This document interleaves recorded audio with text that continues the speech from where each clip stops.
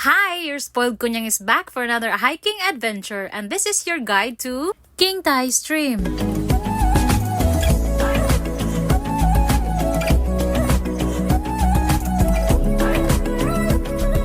So maraming options of transportation papunta doon, but since I'm living in Tuen Mun area, I took Tuen Mun MTR to Siu Hong Station. And upon arriving, go to the exit C1, kung saan nandoon ang light rail 505 papuntang Samshing. So from Siu Hong Light Rail Station, baba kayo ng Lung King Station, 5 stops from Siu Hong Station. And then continue walking to the right direction hanggang doon po sa may pedestrian. So dito po, tawid kayo dito. And then, pag nakatawid na, turn left, continue walking hanggang makita nyo yung playground doon sa dulo.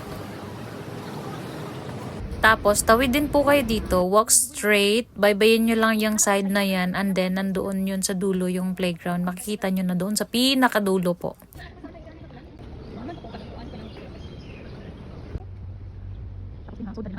Tapos, pag nakarating na po kayo dito na area, pasok po kayo, nandyan po sa loob yung playground.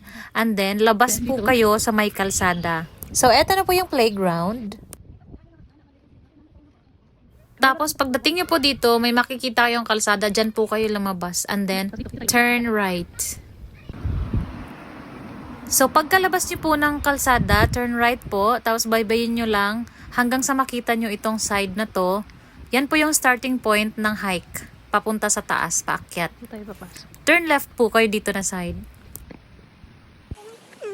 So, dito po yung start paakyat. Baybayin nyo lang for approximately 1 hour. Depende po sa bilis ng inyong paglalakad. Hanggang sa makarating kayo dito, diretso lang din po. Remind ko lang po na medyo matarik po siya. So, make sure to bring enough water at magpahinga. So, sa pinakataas, may makikita kayong pahingahan na ganito. Yan na po yung starting point papuntang stream. Tapos, diretso lang sa paglalakad hanggang sa may makita kayong intersection. So, pagdating dito, meron yung 4 na intersection. So, turn left kayo dito na side. So, ito na po yung starting point ng papuntang stream.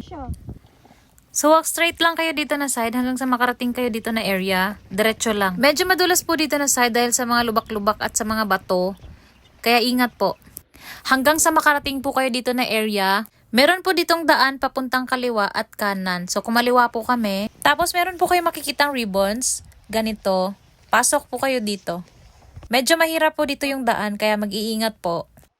Baybayin nyo lang itong daan pababa. Maririnig nyo na po dito banda yung agos ng tubig. So, eto na po yung stream. At ang baba po neto ay King Tai River. At dahil hindi kami satisfied sa view, naghanap kami ng mas maganda-ganda pang pwesto. Lingan. So, binaybay po namin itong mga bato paakyat. At para safe naman po, meron po yung daan sa gilid. Hanggang sa makarating kami dito na area, so dito na kami nagstay. I'll see you on my next adventure. Hope this guide helps and have a good day.